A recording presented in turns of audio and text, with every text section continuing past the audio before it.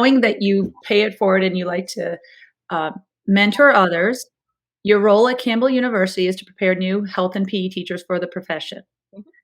And when COVID happened, North Carolina Shape produced some incredible free to their members videos and guides on several different topics. And I tuned into yours on preparing beginner teachers.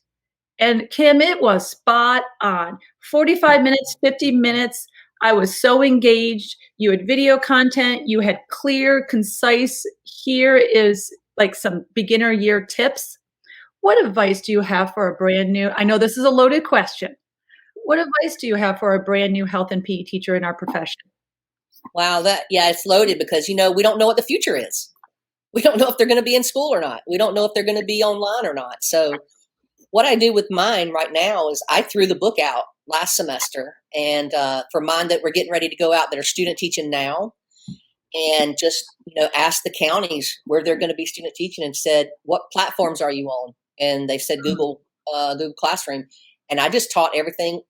What I didn't know, I brought people in, and said, tell me how to do, Google Classroom stuff. What are the apps for that? And what do my kids need to know? And it worked.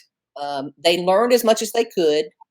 They heard other teachers talk about it, that it was scary to them. They heard veteran teachers know that it was scary, and it made them feel better. It made them feel more relaxed. And so for new teachers, I think it's really important that they understand that we're all in new ground, that we're all finding out how to do something that we haven't done before. We're all finding out how to refocus things. And even if we go back to school where veteran teachers have been teaching for 15, 20 years or whatever, it's still not going to be the same. We're going back to something different. The kids are different. We are different. The school process is different. The way they come to class is going to be different. So it's different. We're all going to be in this together. So I don't want those new teachers feeling like they're out there alone. We're all going to be kind of learning something new together and growing through this together. So that would be my biggest piece of advice. And to pick up a mentor, find someone that you trust that can give you good advice that is involved in the profession. Mm-hmm. And just ask them questions, talk to them, go back to your professor if you trust them, and find out things you need to do. And at school, I have this one saying, and I do it in my advocacy stuff too. There's one big tip at school, and that is make friends before you need them. Make friends before you need them. And that means go to your principal. Don't just go to your principal and ask for something. Go tell your principal they've done a good job. That's Go tell their custodian staff they've done a good job. Go tell somebody, whoever, they've done a good job. Go sit in on the school improvement team. Go be involved in the ways of the school and the teams in the school. But if you just go ask for something all the time, they don't appreciate you, and you come across as just somebody that won't self-serving.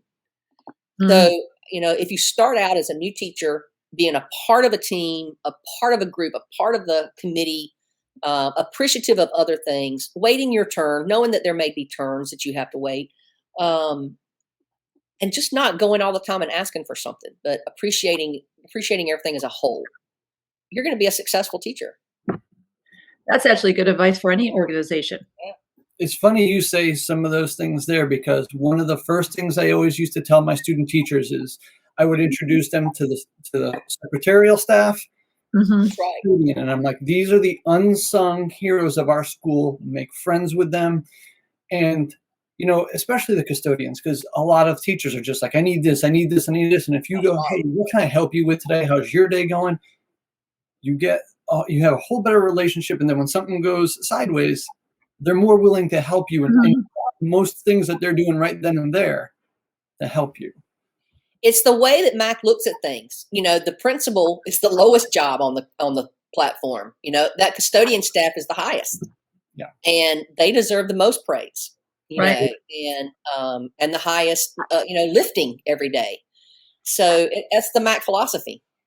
Do you see enrollment in Campbell University Has that decreased in the teacher education program for you over the years? Yeah, I think COVID's had a lot to do with it, but yeah, we're not seeing a huge decrease, but we're seeing it decrease. And I'm not sure if COVID has something to do with it right now or not, but um, we are doing, we're having to do some things to see about, active recruiting and I just don't know.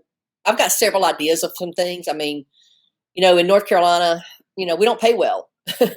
I had teachers that went out, student teachers that went out, and believe it or not, the teachers that they were going to go out to be with told my student teachers to get out of it, not to be in teaching. They don't pay. It's not good. They don't support you. My kids come back that afternoon and told me that was the very first day. They never went back. I pulled it. That school is not on our list anymore. I was Wow. like, yeah. So, I mean, it's things like that.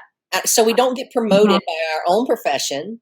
I don't think that, we don't have, high school coaches and teachers saying, hey, you need to be a physical educator, or have you thought about doing that? Or, counselors, they sometimes, drive them in different directions. And I think that, I think those are things that can help us. But we don't pay enough for sure. I mean, that's obviously, there's a lot of systematic problems and issues with schools. We're broken.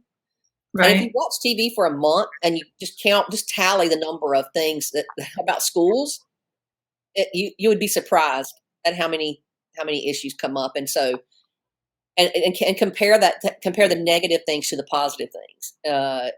It's society doesn't help us recruit Right. either. My So 18 you have to have daughter. that deep love.